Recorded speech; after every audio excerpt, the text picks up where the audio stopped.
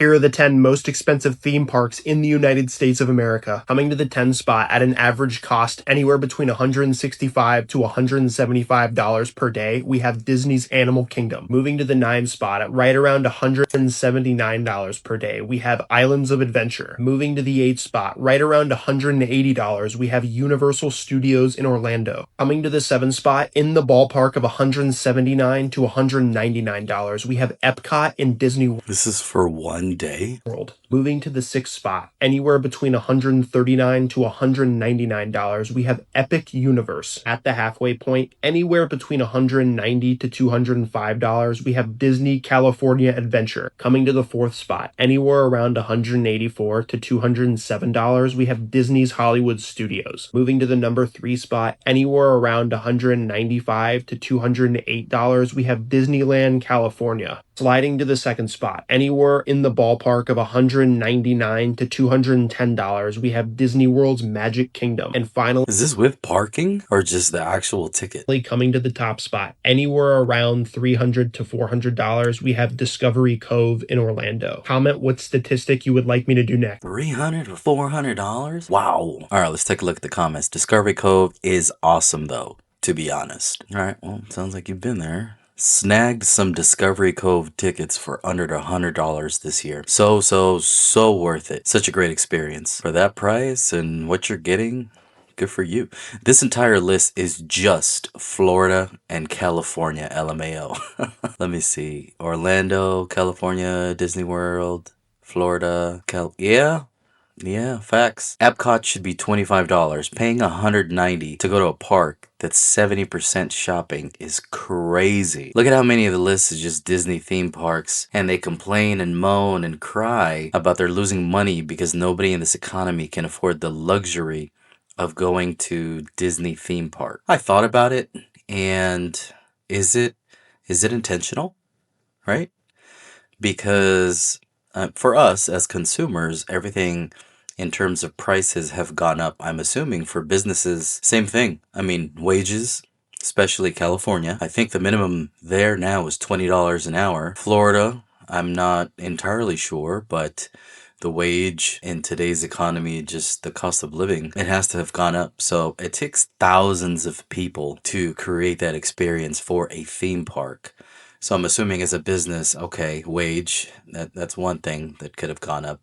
Insurance and safety, just kind of those normal protocols related to renting a theme park. You gotta have inspectors to make sure the roller coasters and the rides are actually safe. Have those costs gone up? You gotta think of, I don't know the frequency of how often accidents happen, but I'm assuming the cost of insurance for those things, negligence, or just whatever type of insurance is associated with running a theme park, I'm assuming has gone up because, like I said, everything else has gone up. Operating a business such as a theme park, I'm sure their operating expenses and just expenses to have a business has gone up as well. But sometimes I'm also thinking, okay, and just this is just kind of growing up, but what I've noticed is you increase the price to limit the attendees or the people that can actually go. I think of this in terms of real estate, right? Certain neighborhoods, certain developments, they have HOA, they have other added costs on top of the actual price of the home to inflate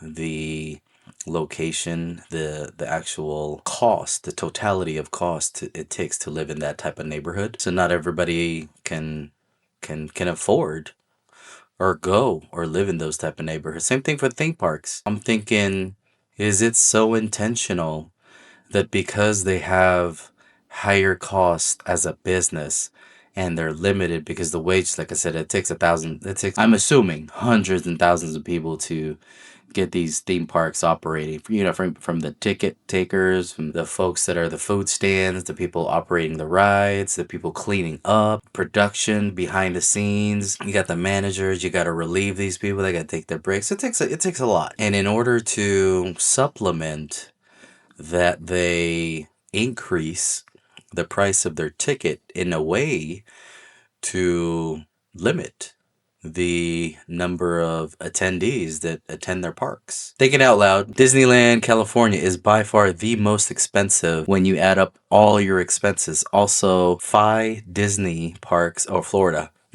Sorry, Florida parks usually have good deals. I went about a year ago and went all four main parks and the water park for about 400 compared to Disneyland deals that are 350 for a 3-day ticket. Discovery Cove is worth every single penny though. After admission, you don't have to spend another cent if you don't want to. And the dolphin swim is what drives the price up. Pricey swim with the dolphin, I guess. I gotta check that out. Discovery Cove. I mean, according to these prices though, I definitely gotta say, if I got a family of 3 kids, myself, my wife, I'll probably take my mom too, so a total of 6 of us, and we're coming out from Texas, so either drive or fly. It's gonna be pricey, but let's move on to the next video. This could genuinely be the most expensive theme park I have ever been to. Today we're at Flamingo Land. Let's go and check out what rides and attractions they have. I'll let you know if they are any good. This theme park cost us, I'll tell you at the end. You'll have to stay tuned to see the price. So we're starting our day off on the motorbike coaster Velocity. Very excited for this. The whole of the stick area looks pretty cool though. I love this little lake. So we have just come off Velocity. That was actually very good, quite uncomfortable, I won't lie. It's a whole little water park here, which is quite cool. So we are now heading on to... It seemed empty. Looks like they, for the most part, had it to themselves. She's wearing a sweater, so I'm assuming it's a little chilly. That's why there's probably not as many goers at that water park at the time she was there at this theme park. Zoom, this weird little like aeroplane coaster. That was quite an odd and little janky ride. This looks very old and rusty. Where is this place? Theme Park Kate? No, that's her name.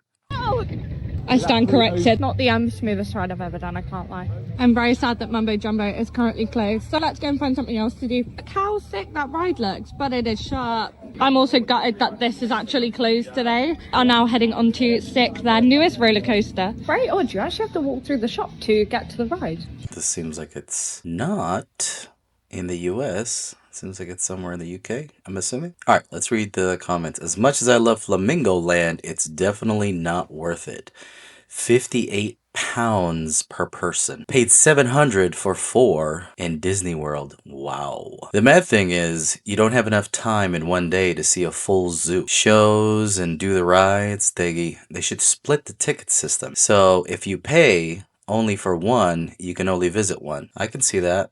That's actually a good suggestion. And with these prices, I mean, I remember, I'm a millennial, so we went to Disneyland, Six Flags, SeaWorld back in the 90s. I can remember, I mean, they were probably less than $50 per person, maybe even $20 or $30. But we could afford to go, and we were not, well off by any means. Probably barely lower middle class, to be honest. I mean, we were struggling.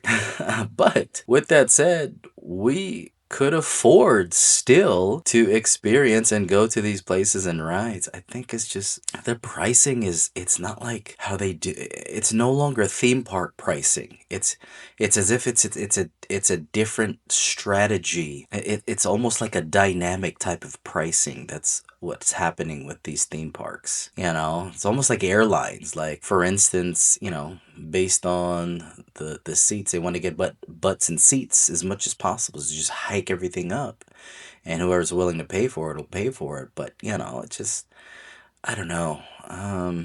It's just a lot for a family to take and to experience, but just all that. I mean, unless you have it really saved and you budgeted really well and you can pay for it in cash and not on credit or debt, good for you. But oftentimes what I'm noticing just within my own network of friends and family, they do kind of the experience now, pay later type of thing. For instance, the whole trip would typically cost, let's say you go from here to Texas to Disney World, family of 4, 2 kids, wife and dad, right? I don't know, $4,500, maybe $5,000 for that entire trip, round trip, let's say 3 to 4 days. So instead of paying that amount of money, they will make payments. So it doesn't seem like it's $4,000 or $5,000. It just seems like, oh, I just gotta make $80 monthly payment on this experience. So I think that's what they're pushing now with the way things are and the way to fund things, and it's just different. All right, let's go to the next video. Let's see if my theme park passes are worth their prices. I'm going to start my 2025 theme park pass review with my most expensive pass, my Magic Key at Disneyland. For Disney, I have an Inspire Magic Key, which cost me $1,749. The pass is good for both $1,700? What? Disneyland and California Adventure at the Disneyland Resort, and last year I visited 45 times. This means that each park visit cost. Where are you from?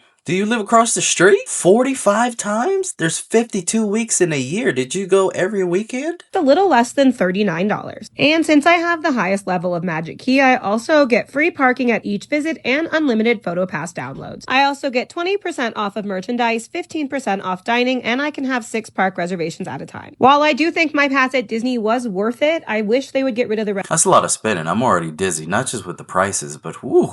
reservation system because I would have used it more if it wasn't so hard to get park reservations. Over at Universal Studios Hollywood, I have a gold annual pass, which is normally $299 a year, but because my pass was a renewal, it ended up costing me $262 for 2025. I went to Universal Studios Hollywood 31 times in 2025, making each of. For real, like, how is this? You went to the other one 42 times, 40 something times. This one 31 times. I get it. There's 365 days in a year, but like, that's a lot. Is she a stay-at-home mom, or what does she do? Theme park mom. My visits less than $8.50. Plus, my gold annual pass comes with free parking and 15%. Where's your kid? Oh, you probably don't want to put your kids on there. I understand. I got kids. I don't put my kids on my video, so I get it. And off merchandise and food. And Universal Studios Hollywood added so many fun new activities last year that I really feel that my pass at Universal is the better value.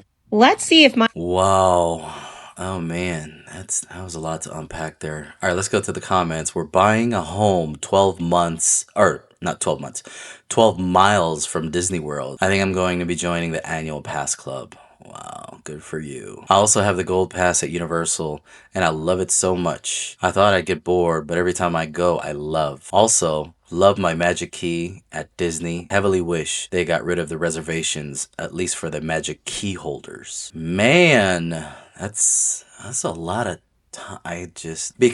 I'm so shocked because I work, my schedule, my time off, our distance from big theme parks like a Disney is far for us. We have places in town. We have a SeaWorld, we have a Six Flags, and I think a little bit of ways out, there's Schlitterbahn.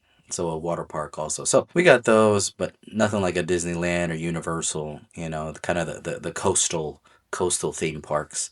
We're in Texas. All right, let's go to the next one. I bought the most expensive ticket to Universal Studios Hollywood to find out if it's really worth the price. You enter on the red carpet, enjoy breakfast in a VIP lounge, then your group gets escorted to the front of the line for every ride, including Mario Kart. Now, this was my first time in Super Nintendo World, and the ride was very high-tech.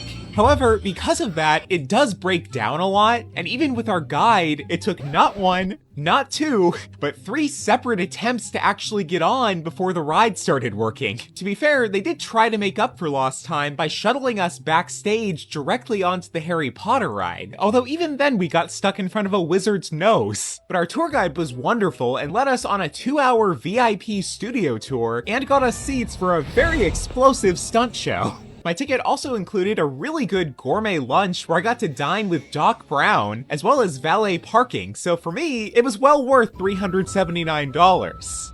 It's not bad. Well, just for one, right? All right. $369 really isn't that bad for VIP, to be honest. Wow. Only $379. I expected it to be more. Same thing. I thought it would be like in the thousands. Anybody else expecting $2,000? Yeah, I was just saying that. I'm considering doing this, but I'm going during Christmas week. It's even more expensive. We did this with our daughter for her 13th, and it was such a great experience. Problem now is we want all our trips to be like this. Yeah, I mean, you You, especially for your daughter, right?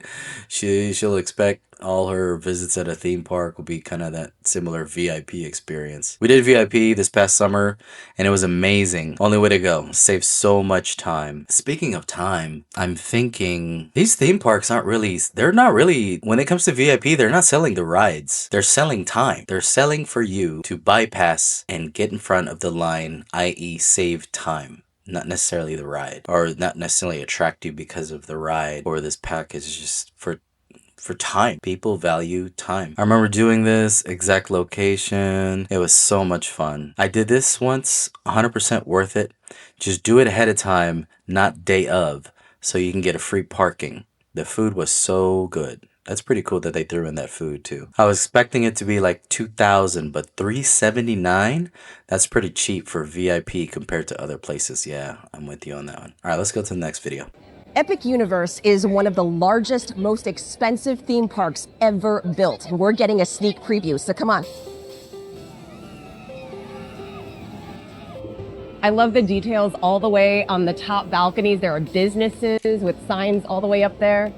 Here's 1920s Paris from the Fantastic Beasts franchise, where, just like at Universal's other Harry Potter areas, you can try your wand technique. See, like Disney and these Universal, they rely on these big franchise movies to carry, the theme park and to get fans or get customers because of these major franchise blockbuster movies.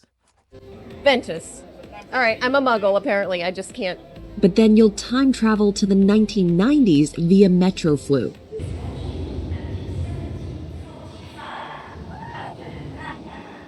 This is sort of a very good example of why, we love theme parks, why we come to theme parks to kind of get into these franchises and, books or movies or whatever it may be that we love. This is really that, where else can you literally step into a movie like that? I feel like especially this is for every one of those kids like us who waited at midnight. I am noticing a lot of adults. I'm noticing with these few videos that we've seen, there's a lot of adults. For the release of a Harry Potter book. The other major attraction in Epic Universe is Monsters Unchained: The Frankenstein Experiment.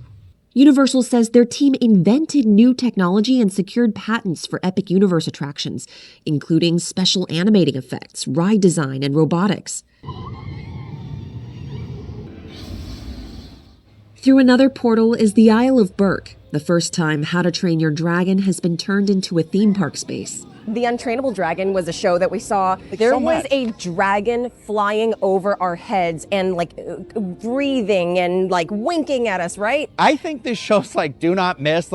When Hiccup and Toothless fly out and over the audience, I'm sorry, I got goosebumps and started getting very emotional. I really, really liked it. Yeah. Big fan. And guests will get to meet Toothless the dragon, too. He's breathing and vibrating. Oh my gosh. Finally, Super Nintendo World, similar to what's at Universal Studios Hollywood, but a little bigger with a couple more rides. Epic Universe officially opens to the public on May 22nd. Where, though? It's Universal Studios Orlando in Orlando, Florida. Wow, the attention to detail. Epic Universe is insane, especially in the 1920s Paris and How to Train Your Dragon area. Can't wait to visit. Woohoo, I see me. Okay, Matt Rosenboom. As a Canadian, won't have me visiting anytime soon, no matter how great it looks. Oh, that's too bad. Reconsider. Janice B. 1965, Illinois. Interesting how will the Japanese do with this? Will they visit? Or their girls still waiting for a Hello Kitty park?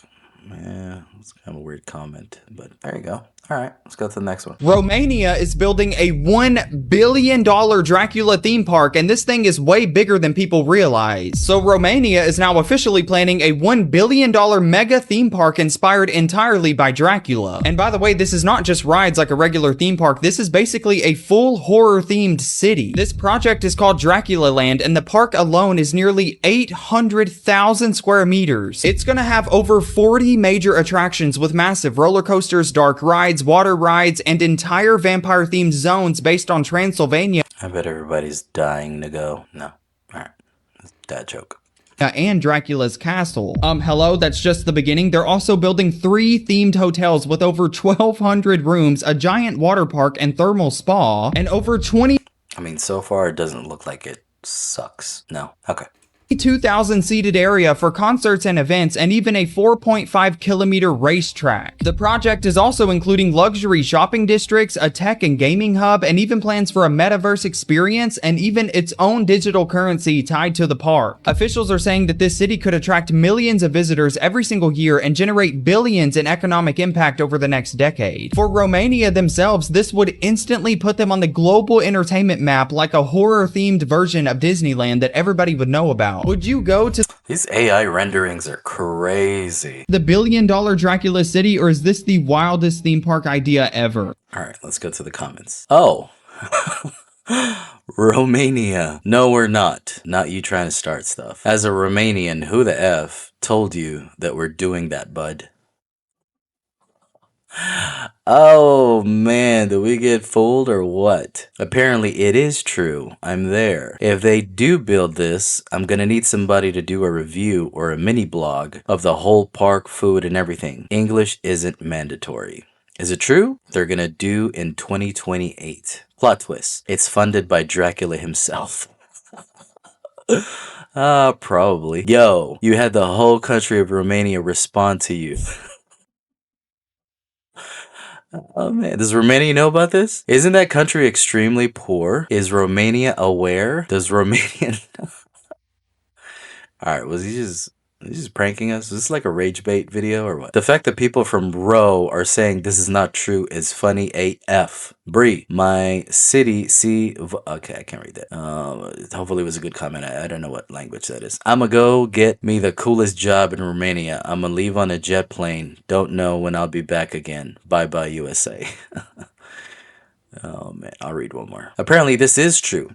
It's the concept and planning stage. Not yet active construction site, Dracula Land concept has been officially announced, and there are press releases and media reports affirming that the $1 billion investment plan. It's being positioned as a private project with international partners, not funded by Romania government or public money. If I lived in Romania, I'd definitely find out where they're building it and open a business close to it. Yeah, probably. That'd be a good idea. I visited the UK's most expensive theme park, but was it worth the ticket price? I'm at Flamingo Land today for the first time, and here is my first impressions. Tickets are normally £46 per person, which is steep for what the park offers. When I visited on Sunday the 11th of May, they were down to £30 because it was a zoo animal's first birthday. Nice gesture, but honestly, that lower price felt a lot more appropriate. The park was clean overall, but some areas were definitely showing their age. There are 8 coaster credits here, 3 are family coasters, and the lineup is pretty unique. You've got Mumbo Jumbo, which once held the world record for the steepest drop. Kamali, often hyped as the smoothest SLC. Not sure I'd agree. Velocity, the booster bike launch coaster. Hero, which is just bizarre. And Sick, which basically does what Colossus does, but better. There's also a good range of flat rides. A shot and drop tower, a gyro swing, a pirate ship, which is enough to keep a full day interesting, no matter your thrill level. Food options were solid and reasonably priced by theme park standards. The zoo's okay, clean, but much smaller than Man, so far it seems like there's a lot to do here. what you'd find at Drayton Manor or Portons Park. Staff were friendly during my visit, though I didn't interact with many aside from being secured into rides. The wrap system was a letdown. Friends with accessible... So, I don't know if this has to do with the country, but I'm seeing a lot more kids. This theme park, compared to the ones in Florida and California, the Disney ones that we've seen on here. So, that's just an observation. Not putting anything on it. Just a lot more kids. Accessibility passes actually had to wait longer than the main queues at times, Probably has to do with the price. because staff were clearly prioritising the main queue. That's not how a wrap system should work. They were also filming for an MTV show while we were there, on a peak Sunday. Rides were getting shut down for camera setups. It really slowed the day down and left a bad impression. That kind of thing should be done outside of normal hours. Overall, I had a good time and the variety of rides was solid, but the ticket price needs serious reconsideration, especially when you're out in Yorkshire, far from other major attractions and competing with places like Alton Towers and Thorpe Park. Have you been to Flamingo Land? Let me know your thoughts in the comments. Thanks for watching and follow me for more theme park Flamingo Land. over the pond. I don't know why I did that. Anyway, let's take a look at the comments. I'm sure the rides are good, but it just looks so dull. From the creator, I'm battered and bruised from all the rides. I don't think it was worth it. Creator said me too. Oh god. Hero. Should be called villain from the creator. Okay, I'll read one more. The Queue Buster queues anger me. I don't use them, but I find it ridiculous. I feel like I should rate it in British accent. I find it ridiculous how you can buy them. The whole point is to shorten the queue for people who cannot wait the same amount of time as someone without disability, but people buy the Queue Buster tickets, so it lengthens the queue for the people using it for accessibility reasons, as well as normal queue because they fill up to 4 seats that the people in the queue at a time. Also, never pay full price here. You can always get a half price deal online or somewhere. This might be the most expensive Disney vacation ever. Adventures by Disney offers a 24-day private jet experience that takes you to every Disney theme park in the world and more. Highlights of the tour include a Lucasfilm campus tour, Tokyo Disney's Sea Experience with Walt Disney Imagineering, as well as tours of Walt Disney Studios, Shanghai Disneyland, and the Taj Mahal. You'll also get to stay in 9 different locations, including the Summit at Skywalker Ranch, as well as Disney's Grand Californian Hotel, Disney's Grand Floridian Hotel, and the exquisite newly remodeled Disney Hotel in Paris. Aboard the private jet that will take you to Anaheim, California, San Francisco, Oakland, Tokyo, Shanghai, Hong Kong, Agra, India, Cairo, Egypt, Paris, France, and Orlando, Florida, you'll have VIP access. Jeez, that's a world trip. To many of these spots all around the world and be hosted by 2 Disney-trained travel adventure guides, as well as special adventure hosts for your destinations, with adventures beginning in July 2024 and rates starting at $115,000 per person. Wow, I've never heard of that. Comments. I won't tell anyone if I win the lottery, but there will be signs. I mean, for 24 days, parks, hotel, and VIP, that's not terrible. For that price, I hope you don't have a queue for the rides. The real question is, do they take Disney gift cards? I need to win the lottery or marry a rich husband. Both, from the creator. But what about Hawaii and Aulani? So, do they do payment plans? See? That's what it's come down to. Just, instead of being thousands of dollars, it's $80 a month. It's going to take me 2 years to pay out this experience and vacation. BRB, gonna go buy a lottery ticket. $115K per person. What a steal. I'm gonna book the family trip. I don't know about that. My toxic trait, waiting till the end of the video thinking there's some way I could afford it. You and me both, man. Here at Epcot Center, and this is what inflation does. Check it out. Magic Kingdom, 1-day entrance here at Orlando, Florida. $189 per day. There's a difference of $5 from the age of 9 to 10. Check it out. Epcot, $184 per day. Disney's Hollywood Studios, $184 per day. And Animal Kingdom, $169. Inflation, my friends. Incredible. That's just a 1-day ticket. Wow. 1-day ticket. That's not inflation, that's Disney. Disney's been overpriced for decades. It's greed. That's not inflation, that's greed. I mean, like I was talking about earlier in the video. I mean, I'm not a spokesperson for Disney by any means, but I'm just saying, like, they're a business too, right? They have expenses, liabilities that I'm sure have gone up. Just like us normal, day-to-day people, like our grocery bills, our utility, gas, everything else has gone up. So I'm sure it's gone up for them too. Inflation isn't the same as demand. What you're seeing is demand. Tokyo Disney, $60. Not inflation, just Disney greed. What was it before? From the creator, much less. It seemed like every time I go, it's much higher. I have an annual pass, so I don't have to worry about a 1-day pass. I feel bad for tourists that have to pay this 1-day price. And then Disney is confused as to why their park admissions is so low for the past couple years. You don't make it affordable for the average family to go anymore. Only the wealthy. Yeah, that's what it seems like nowadays. We've been going when it was $50 and the crowd levels were manageable. Over the years, with the price increase, also the crowd increase, it stopped making sense to keep going. Yeah, I can see that. All right, we'll do one more and then we'll close out this episode.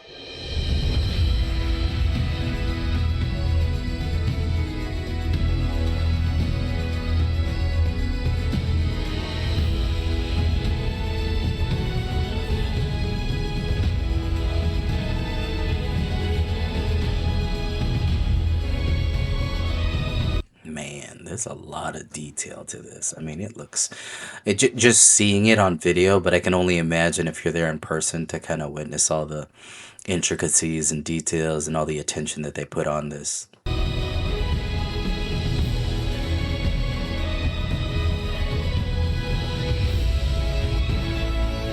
Not including shows, total posted wait time 330 minutes. Total wait time with Express 73 minutes. Total time saved 257 minutes. Cost per minute saved 99 cents per minute. Let's go to the comments. Our family paid $1,000 for 3 Express, but we did the whole park in half a day, so gave us time to explore stores and food. Where did you go to buy the Express for Epic? It's not in my app.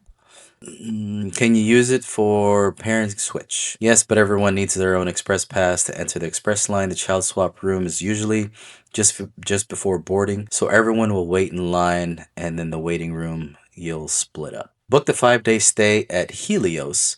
Got a 3-day ticket for me and my daughter. We'll do about 4 rides a day. No need to overdo it. The last 2 days, just poolside, lounging, room service, and vibes. Yeah, that's my kind of vacay. All right, I'll read this last one. I was there last Friday at $200 per ticket. They aren't getting any more money out of me to ride their rides. That being said, I didn't see any lines as long as you were posting. Only significant line was at the Harry Potter battle ride, and I was cool with hanging out inside in the AC for an hour at that point. I mean, there you have it. Compared to, from my experience back in the 90s when my family and I would go a lot, it seemed anyway, I mean, I wasn't working, I was a kid, like it was more affordable for my parents and for a lot of families that I remember that were kind of during that time period. Now, like I said from earlier in the video, it just seems like they are bottlenecking the admission via these prices. But people are willing to pay. You know, they're still open for a reason. They're still in business for a reason. People are willing to pay. Good for them.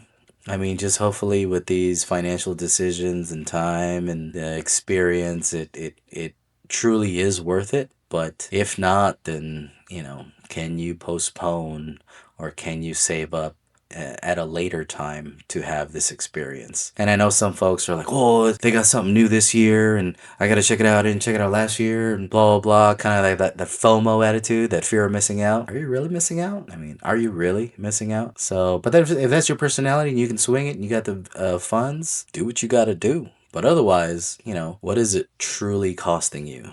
Not just financial, but the time, just I don't know. My situation, like I said, I'm a millennial, I'm a dad, 3 kids, just the expense, the travel. It's a lot. It's a lot to take on. But you know what? For these families that are doing it for their kids' core memories, good for you. But I got to go when I was a kid, not as much as the families and kind of people in my age that I know that take their kids, not as often as they did. But you know, I'm okay. I feel like it turned out okay. It didn't really ruin me or mess up my core experience growing up. Still watch the movies and the Disney movies and everything else and Universal, Harry Potter stuff. So I feel like I turned out okay. Anyway. With that, hopefully you found value with this video. If you did, consider subscribing. Thank you for your attention. We'll see you on the next video.